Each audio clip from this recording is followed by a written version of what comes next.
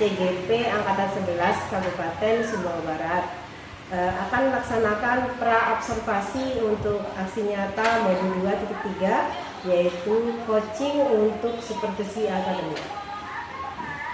Bersama rekan saya yaitu Ibu Zanuar Maharani yang akan menjadi objek pengamatan saya. Assalamualaikum Ibu Rani. Waalaikumsalam Ibu. Bagaimana kabarnya, sehat? Alhamdulillah sehat. Alhamdulillah ya. Sebelumnya boleh saya menanyakan beberapa pertanyaan kepada Ibu Rani? Boleh Ibu. Sebelumnya saya ingin sampaikan ya, tujuan dari kegiatan pra-observasi ini adalah agar Ibu Rani siap dan percaya diri dalam melaksanakan kegiatan pembelajaran nantinya ya. Oke, pertanyaan pertama, apa tujuan pembelajaran yang ingin Ibu capai dalam kegiatan di kelas nanti? Jadi untuk tujuan pembelajaran ada dua yang akan kita capai. Yang pertama adalah mengidentifikasi masalah yang berkaitan dengan pelestarian sumber daya alam yang ada di lingkungan sekitar. Kemudian yang kedua, menganalisis manfaat sumber daya alam di lingkungan makhluk hidup. Jadi ada dua tujuan pembelajaran yang akan kami capai. Baik, selanjutnya bagaimana area pengembangan yang ingin dicapai?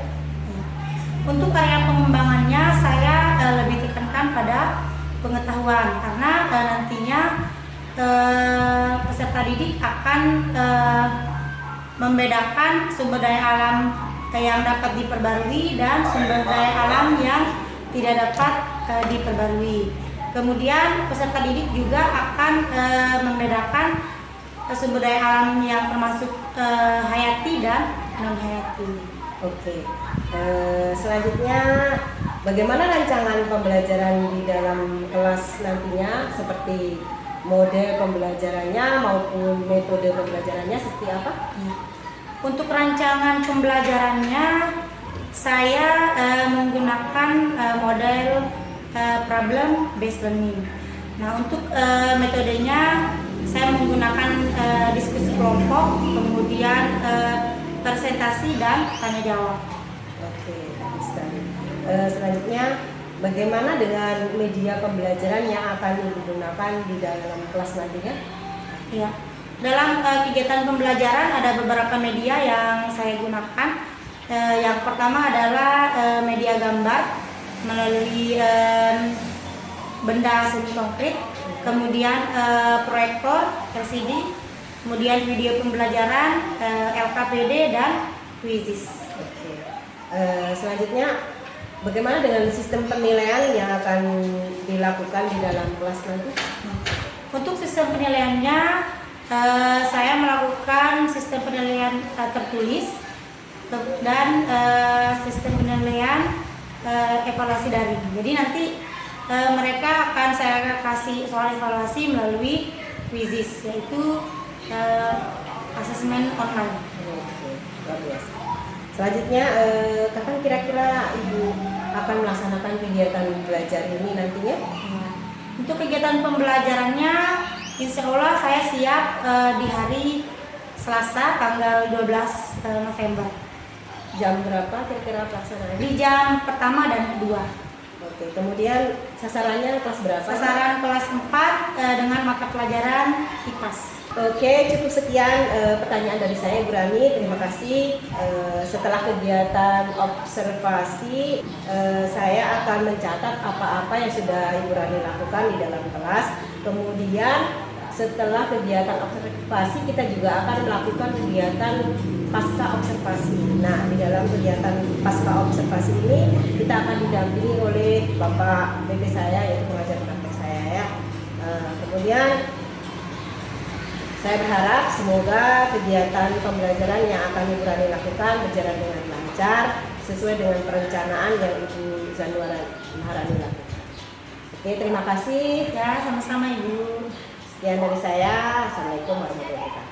Waalaikumsalam warahmatullahi wabarakatuh.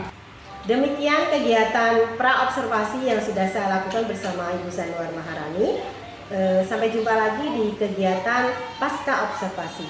Assalamualaikum warahmatullahi wabarakatuh. Oke, assalamualaikum warahmatullahi warahmatullahi wabarakatuh.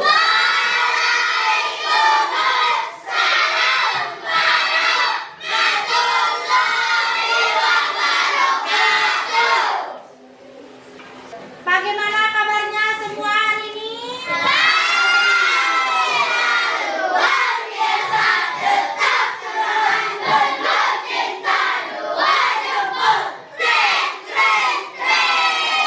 Oke, baik anak-anakku, supaya pembelajaran kita hari ini berjalan dengan lancar, ada baiknya kita berdoa dulu ya.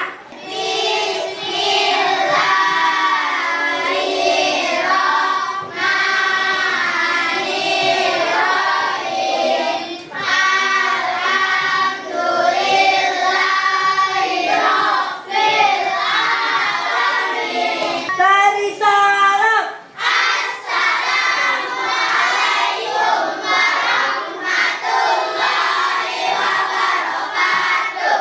Waalaikumsalam warahmatullahi wabarakatuh. Baik anak-anak, hari ini ada yang tidak hadir? Hadir semua? Alhamdulillah ya, hadir semua.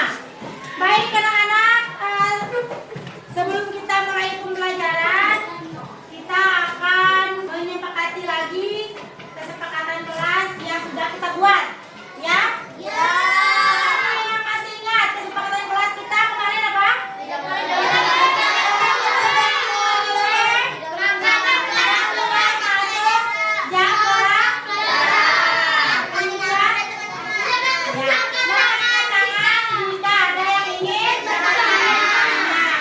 Hari ini kalian siap untuk belajar? Siap.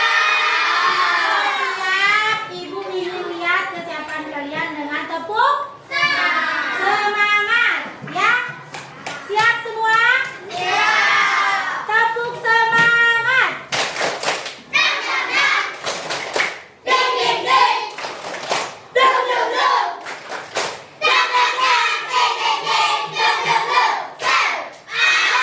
Tadi anak-anak, hari ini pembelajaran kita adalah tentang pelestarian sumber daya alam. Nah, untuk materi hari ini ada tujuan pembelajaran dan akan kita capai. Jadi ada dua tujuan pembelajaran yang akan kita capai pada hari ini. Yang pertama adalah mengidentifikasi masalah yang berkaitan dengan pelestarian sumber daya alam di lingkungan sekitar kita. Jadi itu tujuan pembelajaran yang akan kita capai pada hari ini, ya. Baik, sebelum kita masuk ke materi, ada beberapa pertanyaan yang akan Ibu tanyakan ke kalian, ya. Apakah kalian pernah menanam pohon? Kira-kira manfaat pohon yang kalian ketahui itu apa aja? Mendapatkan udara yang bersih, selain itu? Iya, pohon itu bisa menjadi sumber makanan. Kemudian apa lagi? Bisa buahnya itu dimakan. Untuk materi sumber daya alam, Ibu akan menayangkan sebuah video. Kalian bisa melihat tayangan video yang Ibu tayangkan di layar. Ada yang tahu penggalan lagu tersebut? Ya, lagu itu berjudul Kolong Susu karya Pak Iyo Kuswoyo. Lagu ini menggambarkan tanah Indonesia yang subur dengan sumber daya alam yang melimpah. Apa itu sumber daya alam? Sumber daya alam adalah segala sesuatu yang berasal dari alam. Sumber daya alam digunakan manusia untuk memenuhi kebutuhan dan kesejahteraan hidupnya. Berdasarkan asalnya, sumber daya alam dibagi menjadi sumber daya alam hayati dan non-hayati. Oke, jadi itu video tentang sumber daya alam. Dari video yang kalian tonton tadi, kira-kira apa contoh sumber daya alam yang dapat diperbarui? Apa? Tanah. Pohon. Tanah. Pohon. Hewan. Kulit. Tanaman.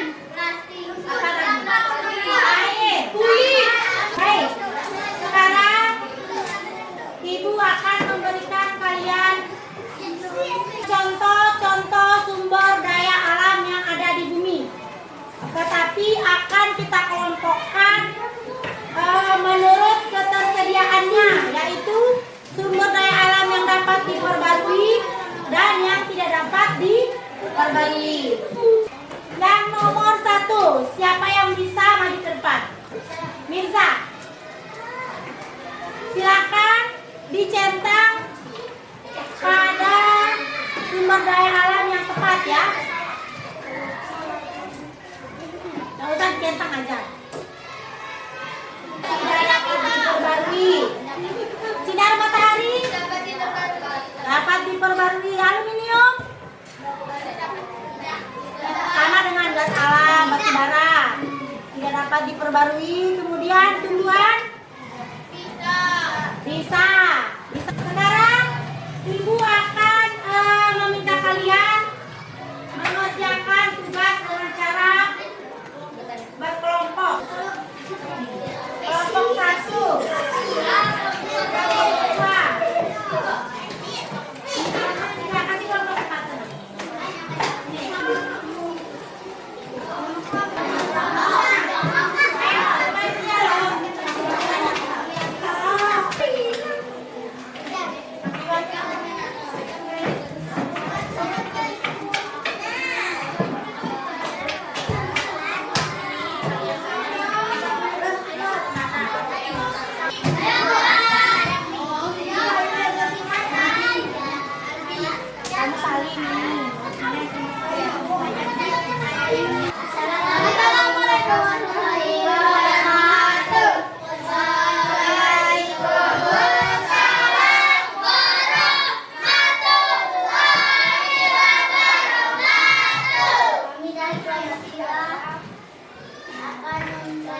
Sumber daya alam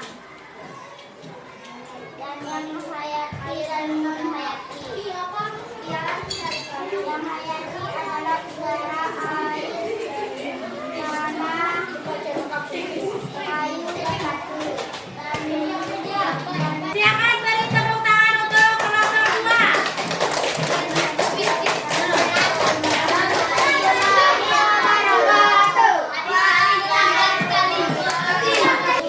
Oke anak-anak, sekarang kita akan membahas hasil diskusi kalian. Jadi tadi ada beberapa kelompok yang memang jawabannya kurang tepat, tetapi ada juga beberapa kelompok yang jawabannya tepat. Ya, tepat mengelompokkan pada sumber daya alam hayati dan non hayati. Oke anak-anak, untuk tugas diskusi kalian, alhamdulillah pemahaman kalian sudah cukup paham ya. Jadi untuk kelompok yang sudah aktif, kelompok yang sudah hebat, kelompok yang sudah berdiskusi dengan baik dengan temannya, kita beri aplaus dulu. Nah, sekarang kita sebelum menutup materi ini, kita tepuk keren dulu. Kita kasih tepuk keren dulu untuk kita semua yang sudah berdiskusi ya. Oke semuanya, kita tepuk keren ya. Tepuk keren. Jempol kiri, 2 jempol, tepuk tangan dulu. Keren, wow, keren. Oke, dibaca dulu.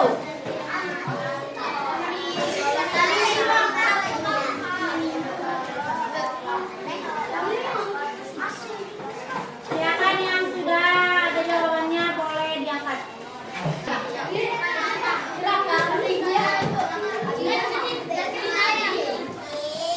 Siapa lagi? Akila, bisa.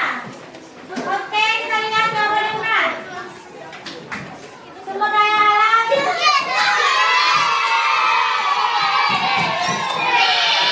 Hebat semua. Jawaban kalian benar semua ya. Dari hasil kalian menjawab pertanyaan soal evaluasi tadi, siapa yang bisa maju ke depan? Dayan, maju. Dayan, coba ceritakan hari ini kamu apa yang kamu dapatkan pada pembelajaran ini? Sumber daya alam. Bisa tidak kamu berikan contohnya? Emas. Itu contoh sumber daya alam apa?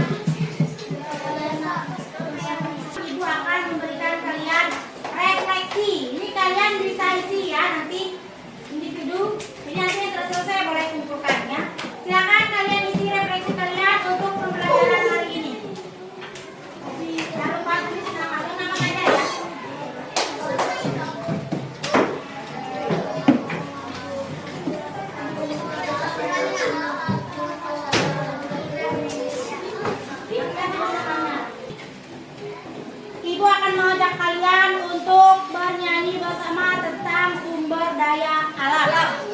Ya.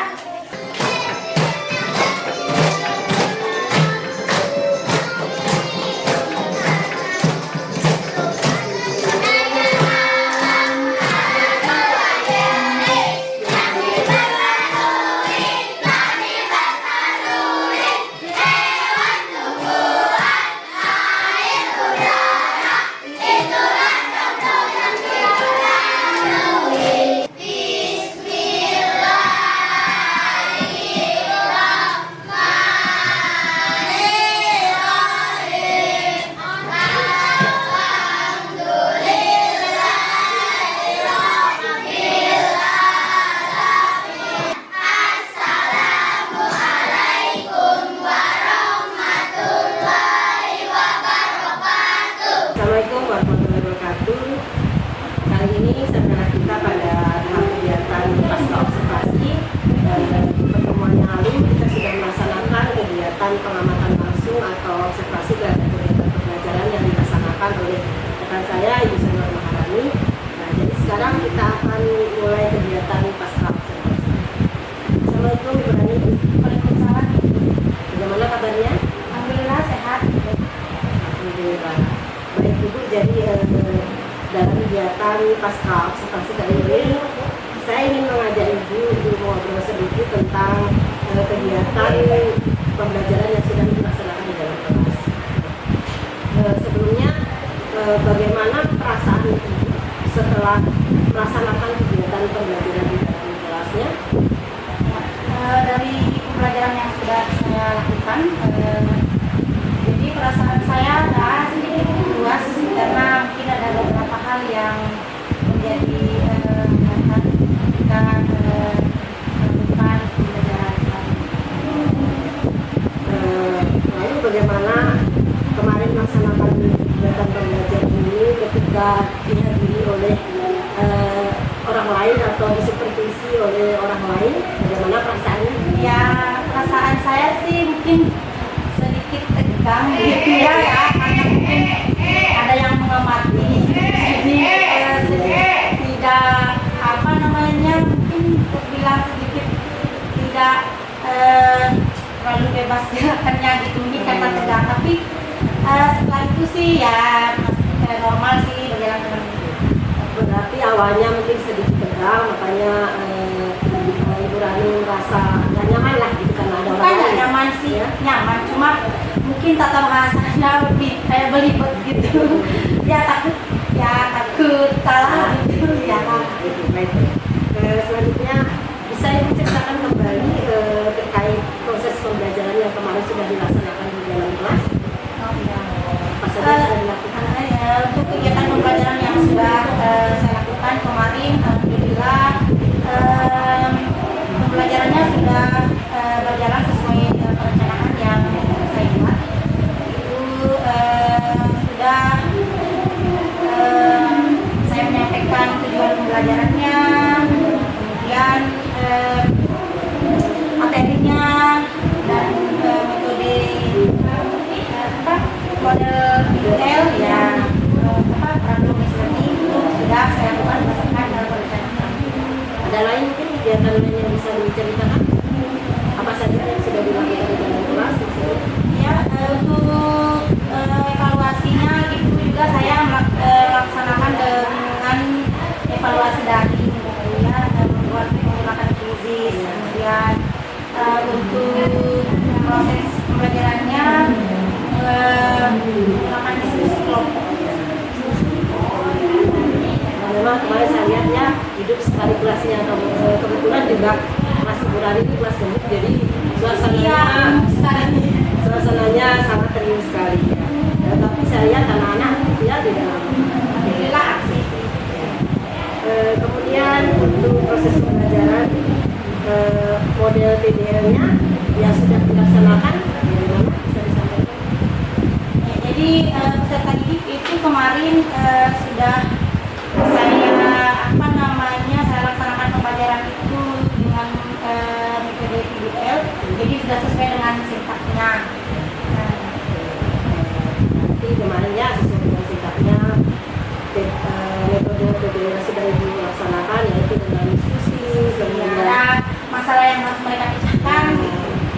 kemudian ada presentasi ya, kemudian ada juga evaluasi, 2 kali evaluasi itu ya. Evaluasi sama yang refleksi. Evaluasi beserta refleksi. Menggunakan krisis dari refleksi. Selanjutnya terkait dengan hambatan yang sudah Ibu alami tadi dari proses pembelajaran yang terjadi. Apa hambatan yang Ibu alami dalam proses pembelajaran? Untuk hambatannya berhubung ini termasuk kelas gemuk dari 31 peserta didik dengan kelas yang cukup sempit. Jadi ya tata duduknya juga jadi mereka sedikit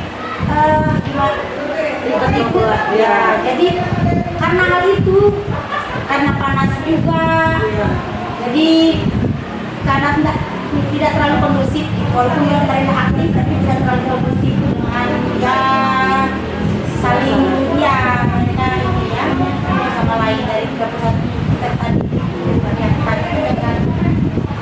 kelas yang Karena kondisi kelasnya sempit, kemudian aktivitasnya banyak, sehingga ketika mereka mau bermobilisasi, terutama waktu mau diskusi ya, jadinya mereka agak kesulitan keluar dari tempat itu yang selanjutnya. Ada hambatan lainnya untuk dari siswa selain dari kondisi kelas tadi? hambatan lain sih hanya agak sedikit susah ditenangin ya, agak sedikit susah ditenangin ya karena kita karena jumlah peserta didik yang gemuk banyak aja sih. Kalau yang lainnya ya bisa lah aktif. Oke, selanjutnya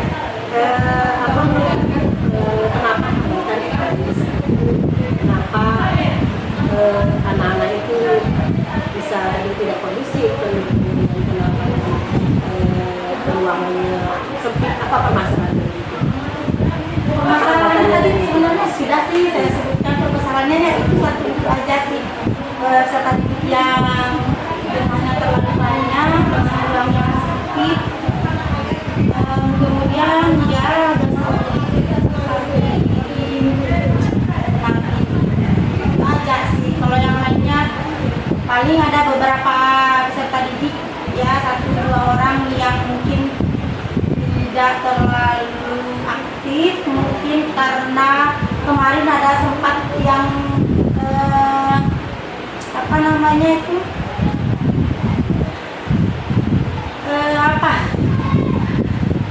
mereka kepanasan gitu Pak ya, karena kelasnya kecil gitu kan, jadi itu aja sih ya. Berarti hanya dia karena kapasitasnya kelas itu tidak sesuai dengan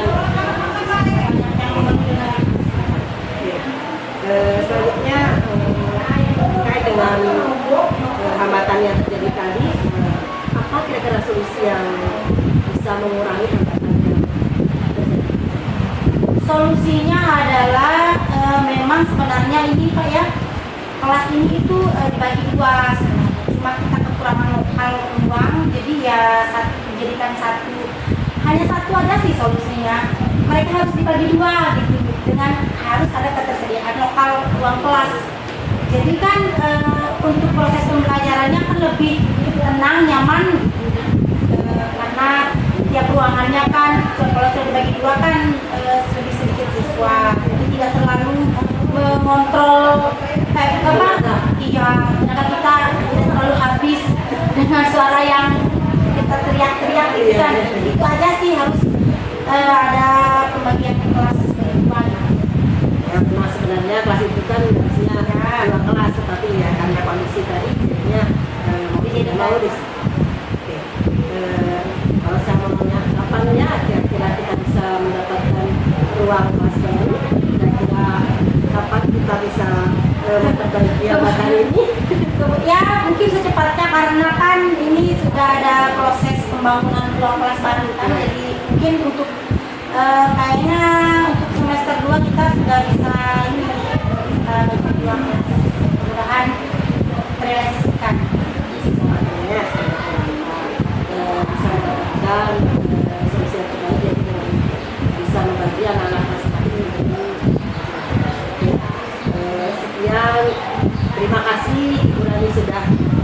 mau membantu saya dalam kegiatan observasi hari ini. Juga sebelum pra-observasi, kemudian observasinya dan pasca observasi membantu saya dalam tugas saya. Saya sampaikan sekali lagi terima kasih. Sama-sama. Dengan demikian kegiatan pasca observasi yang sudah saya laksanakan. Sampai bertemu di video selanjutnya. Assalamualaikum.